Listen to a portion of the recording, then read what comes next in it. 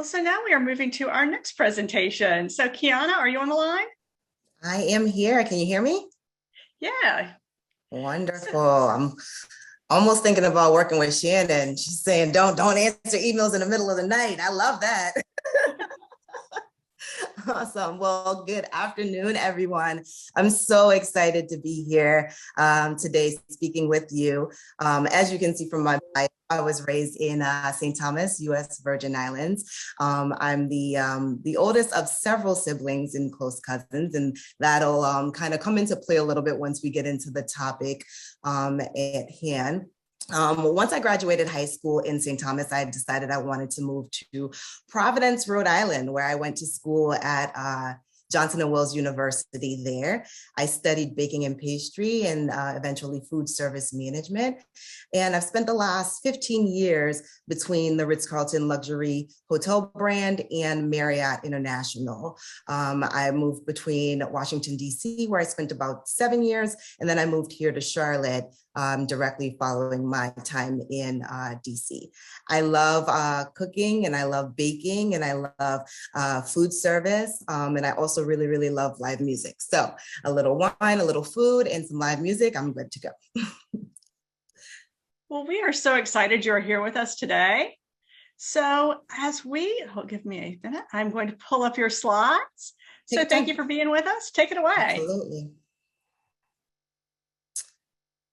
Well, when I received that email from Shelley Fisher asking if I would speak today, and she sent a list of topics, I ran down that list of topics and sort of started to check things off. I'm like, I did this and I did that. And, I've been there and I just did that one yesterday. And then Shelley wrote back and she said, well, can you present on having difficult conversations with confidence? I said, of course I can. I've done that plenty of times. And then I realized I actually have to articulate and put into, words and present this to people in a very profound way. Well, funny enough, the last year or two, my prayer has been to pretty much to boost my confidence. That's what I've been doing the work on. It's something that I've been focusing on, just my self-confidence. So very, very, ironic that I'm now presenting before you, having a difficult conversation with confidence. So I'm going to definitely be referring to my notes as we go through. So I'd like us to just take the next few minutes and sort of have some girl talk. I'm going to share with you a lot of the experiences that I've had and some of the tools that I've been able to develop over time as I've moved through my career, and even some of the things that I've learned in my personal life when we talk about having these difficult conversations. We can go ahead and move to the next slide. Thank you. So 2 words that I want you to really think about and to remember as we move through this conversation: perspective in progress. What we're going to talk about is how we walk into these conversations. What should our perspective be? How do we approach the conversation from the very beginning? And then how do we progress and navigate throughout our dialogue with, whether it be a colleague, sometimes it can be a boss, it can be somebody that you report to, or it could be somebody that reports to you. Next slide. So I'd like you to take a moment and just sort of self-reflect, and you can put your responses in the chat if you'd like. Just thinking of the most recent difficult conversations that you've had. Rate your confidence level 1 to 5, 1 being the least confident and 5 being most confident. While you're taking a moment to sort of think of that and respond, next slide, I'd like to just touch a little bit on the actual definition of confidence. So Oxford Dictionary talks about confidence, and it states that it's the feeling or belief that one can rely on someone or something, it's firm trust, the state of feeling certain about the truth of something. Confidence comes from a Latin word, fidere, which means to trust. For me, I found this very interesting because when I think of confidence, I immediately think of that internal source. I think about self-confidence. I think about how I'm presenting myself. But when we look at this definition of confidence, it talks about relying on someone or something. It talks about trust. It talks about truth. So really, we're looking at confidence from a standpoint of an external source. What are you able to rely on, or who are you able to rely on, and can you trust in their truth? So Ginger, I don't know if anybody dropped any responses in the chat. As far as a lot of three, mostly threes and a couple of fours. Mostly threes and fours. Okay. So next slide. What I'd like to talk about is, why is this even a conversation for us? Why is this a topic of discussion for us as women leaders? Looking at this graph that Harvard Business Review put out, you'll see that orange line, that's women, and that's kind of measuring our confidence. And then that blue line measures men's confidence. Men's confidence measured much higher than ours up until the age of 41. We don't catch up to men in our confidence level until we get to our 40s, generally speaking. A few different things when comparing ourselves to our male counterparts. Men initiate salary negotiations 4 times more than women. And when women do negotiate, we ask for 30% less money. We tend to only apply when we believe that we're 100% qualified for a specific position. Men, they apply when they're only 60% qualified. There's a Harvard study that says that 67% of current managers, younger managers, are uncomfortable having difficult conversations. So as a woman, before we even apply, we're less confident than men are. Once we do get the job, we're less confident to negotiate. And then once we're in the job, we tend to not be comfortable enough to even have these conversations that may also contribute to our success. So I asked myself, why is that? What are some of the things that women feel hold them back and may keep them from being as confident as they are, or even asking for what they feel like they deserve? Next slide.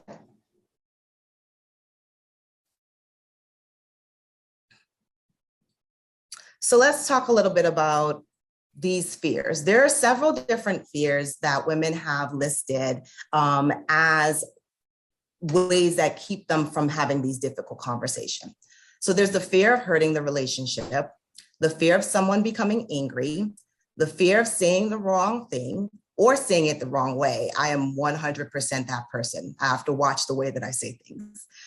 Fear of being wrong or of not knowing enough, and the fear of losing emotional control. If there's anybody out there that cries when they get angry or when they get nervous, that happens to the best of us.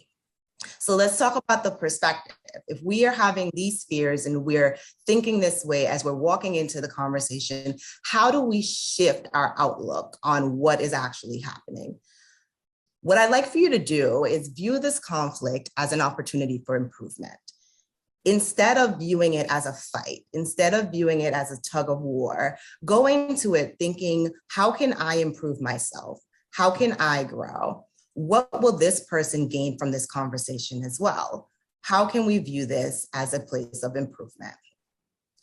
Don't take it personal. Try to make sure that when you're going into this conversation, again, you're looking at it as a stepping stone, as a step into the right direction, being able to develop this relationship or being able to move into a place of more success and be able to improve on whatever that situation may be. I'm a big subscriber of the 4 agreements. So again, don't take it personal, and also don't make assumptions. Walk in there with a clear head, being open-minded and being able to accept that person's truth. Remember, we talked about confidence. We talked about relying on someone else as firm trust and being able to accept their truth. Right. The next thing I'd like for you to do is make sure that you acknowledge your responsibility. How have you contributed to the situation?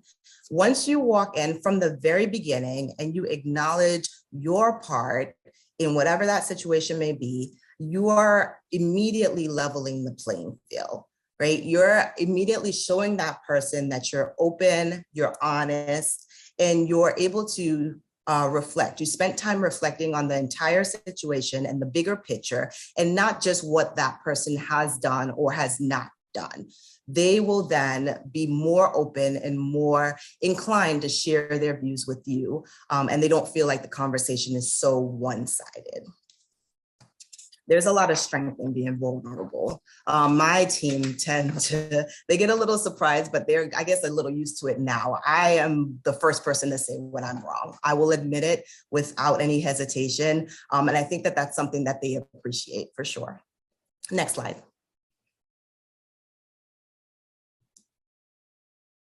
So the next P word that we were talking about was process, or is process, right? Let's talk a little bit about the actual conversation. So you've walked into the conversation and you've shifted your perspective. You've gone in with a mindset of wanting to improve, wanting to grow, instead of just focusing on that particular conflict. You've acknowledged your responsibility and your contribution. So your perspective is there. You're looking in the right direction. What is the actual goal? What are the tangible items that you would like to see? What would that person like to see? Or what do they need from you? Establishing what your goal is at the very beginning of a conversation can be very helpful. In that way, you're able to sort of use that as your North Star, if you will. You'll be able to focus and keep your focus on what the task at hand is. Sometimes when you get into difficult conversations, other things can come into play, things that have happened in the past, things that are not necessarily directly related to what you're talking about. So be sure to focus on the goal and what the task at hand is. Keep it simple and don't overthink it. Don't think that you have to throw in too many different layers. Again, just focus on what the goal is and you'll be able to move forward together. The next thing I'd like, after you've established the goal, the next thing I'd like you to do is to listen. Right? We spend a lot of time, especially as leaders, we give a lot of instruction. We tend to be the ones to make the decisions. But if you are able to listen, again, going back to relying on someone's truth and showing them trust, you're listening to what their perspective is. You're allowing them to voice their opinion, even if you don't agree with it, even if you do in turn end up making that decision, and it may not be exactly what they want, you still need to consider where they're coming from in that bigger picture. And then you also want to validate, right? We all express our feelings and we want it to be validated. We want it to feel like we're being heard, and we want to always feel like we're being able to contribute. So listen to what they have to say and validate what they are saying to you. Give it some value, give it some thought, and don't just glaze over what they're saying. And then at the very end, you'd like to circle back and restate the outcome, right? So we're going back to what is the goal of what we're talking about? What have we established? What are the tangible items? What are the action items that I'm going to do? And what are you going to do? And how are we going to meet in the middle? Make sure that you both have a clear understanding of where you are in the process and how much progress you have made on this particular situation. Next slide. So when I was going through this and putting together this presentation, I wanted something that was absolute. I wanted P's, first of all. There are tons of P's in the presentation. But I was like, okay, what is the final P? And as I thought through it, these conversations, a lot of times, most of the time when you're having these difficult conversations, it's not typically just a one and done. Usually you either have these conversations and there's some follow-up, or you're going to consistently have to have many conversations as time goes on. Or you may have to have the same conversation more than once. I've definitely done that a time or two. So what I'd like for you to do is sort of shift to an everyday perspective where you're thinking about what is your purpose? Why are you in this organization? What do you want your perception and your image to be? How do you want to be remembered or thought of? And persistently pursue what you want your purpose to be. Lots of P's, like I said. First off, I'd like for you to think about building your self-confidence. What does that mean to you? What are you doing on a daily basis for your mental, physical, and spiritual health?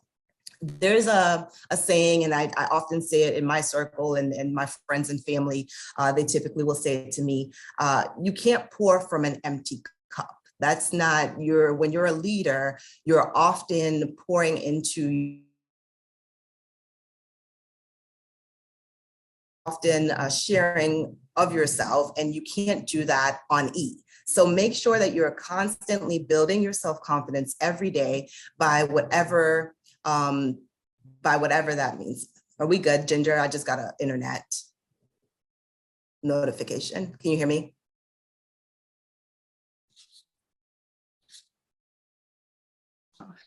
Yes, you're fine. You're fine. Thank you. Okay. Sorry, my internet just gave me a quick notification.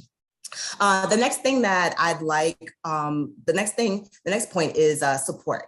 Being sure that you are surrounding yourself with a circle that's going to guide and encourage you, that'll help you to consistently build your self-confidence. I remember when I was young, and I had just been promoted to a supervisor. It got very, very difficult, and I had to have several difficult conversations. I was in my 20s, and I was managing people that were twice my age. It got so difficult that I just said, forget it, and I stepped down. So I went back to an hourly position. I was with the Ritz-Carlton at the time, and we were doing a community service project, and I'm out on the National Mall and I'm raking leaves. And one of my colleagues came over to me and she's like, "What are you doing?" And I'm like, "I'm raking leaves. What do you mean?" And she's like, "No, what are you doing with your career?" And I'm like, "I'm just working. I just want to make money and I want to go home." And she's like, "Well, why are you doing that? You're a leader. You should be doing a lot more. You should be helping to manage the business and so forth." And I was like, "Nah, it's just too difficult. It's just too hard. I've had too many uncomfortable situations. I had too many difficult conversations." And so I quit. Essentially, I just said, forget it, stay with the company, but I just want my paycheck and I want to go home. She consistently stayed on me and guided me and encouraged me, and then connected me with our then general manager and said, "Listen, you need to go talk to her." And then our general manager started to pour into me, and she started to encourage me. And within less than 2 months later, I then had a hybrid position where I wasn't fully immersed in leadership, but I was slowly immersed in leadership. And I slowly got the tools that I needed to become a more successful and a more confident leader. So be sure to surround yourself with the right support, whether it be professionally or even personally. I've been very, very blessed to grow up with a circle of aunts and friends and just amazing people that have continually guided and encouraged me throughout my journey. Be sure when you're going into these conversations, another little tidbit is just to rehearse. Rehearse with your friends, record yourself on video. Don't make the mistake of rehearsing the other person's side of the conversation. You don't want to predict what they're going to say. You want to go into it with an open mind. I definitely have been there where I'm having that two-sided conversation and I just know what that other person is going to say. That's not necessarily the case. But what you want to pay attention to is your tone. You want to make sure that your tone is positive and it's open. You want to be sure that when you're delivering it in such a way that you continue to focus. And again, you're making sure that you're bringing in that focus on improvement, right? Because that's why we're having this conversation in the first place. We want to keep it positive, keep your tone positive. Be sure to be mindful of your facial expressions. I'm really, really bad at facial expressions, but I've practiced. So just rehearse with family and friends or record yourself if that helps.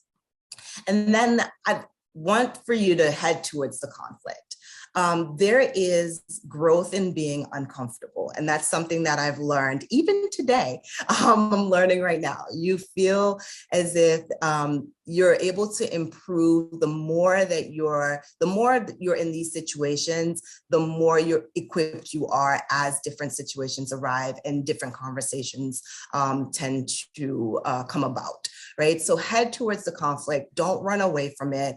A lot of times you'll realize that once you do face whatever conversations or situations you may be presented with, you are going to come out better on the other side. You will, your operation will, your team will, and that person will ultimately respect you a lot more for not shying away from whatever that situation may be. Persistently seek progress and your purpose.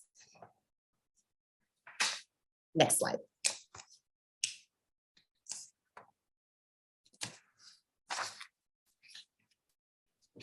So I went to, in preparing for this, I talked to one of my mentors who at different points in time had to have difficult conversations with me. She was my boss at one point, and now we're really good friends, and just kind of asked her what her perspective is. And so she gave me this tidbit on how she views having difficult conversations. She says, the emotional bank account theory is big for me. When I have to have a difficult conversation, I think about what I need the other person to gain from the conversation and how I would want to better understand the ask or need. I try to start every conversation with positive reinforcement, explain what is going on, then discuss what the person needs to work on or consequences if the actions do not change, then end with a positive statement. We call that a confidence sandwich, actually. So you start with positive, you hit a little negative, and then you end it with a little positive. Make sure that there's a nice little sandwich there. I need to ensure I have enough deposits in the person's emotional bank account in order to make a withdrawal. This way, I know, and the person I'm speaking with knows that I care about him or her and that I'm there to help in any way I can. However, at the end of the day, the person has to make the change. I can't do that for them. So really, this is all about what we talked about before, right?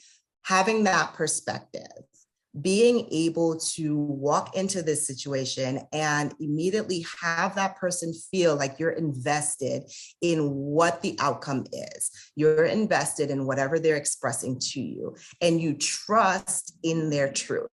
So being able to make sure that you are expressing that to them in whatever way works for you or works for them, and while you're listening and validating what they have to say and what their input is, all while making sure that you hold them accountable, of course, as a leader, but being able to progress into a more more improved situation for sure. So again, perspective and progress, making sure that we are maintaining our self-confidence and building ourselves up throughout. Thank you. Thank you so much for being with us today. And yes, just a reminder, if anybody would like to ask a live question, you can just raise your hand and I can unmute you and you can ask a live question. But if not, please keep those questions coming into the chat. So let me start with this one. You spoke about this one, came in earlier in the presentation, and it said, how do you have those difficult conversations with the boss that doesn't want to hear problems and only wants solutions? So I'll say this right now, we're coming off in the hospitality industry, especially, we've been hit pretty hard by COVID. There's also been a staffing shortage. So those are two very real life examples of things that feel like they are problems that are out of your control, right? So typically, what I will do is I will always have some sort of a solution. If you're not able to come up with one, I would say be very open with that boss and say, listen, I know these are the problems. I'm having a hard time coming up with a solution. Can you help me? Can you at least help me get started? That way, again, once you include and involve your boss, then they'll feel, I think, a little less defensive, so to speak. They'll feel that you're putting forth the effort. They'll put a little bit more effort into it. You'll both be invested. And it's a great way to collaborate and show them that you're still trying to make progress on the situation.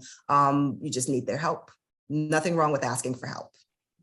That's wonderful. All right, well, I think we'll let this be our last question. Then Kyana's going to stay with us for our panel discussion this afternoon.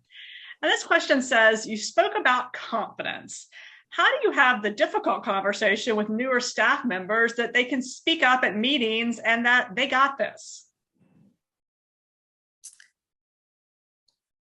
I think having a daily, I think one thing that I would say is, do you have a one-on-one relationship, especially with a newer employee, right? What are you doing on a daily basis that makes them feel comfortable around you, and then, hence comfortable around their peers as well? Are you, building that rapport with them so that they know that they can trust you, even in a one-on-one setting? And then, like I said, in turn, they then are a lot more open around their peers and so forth. That's wonderful.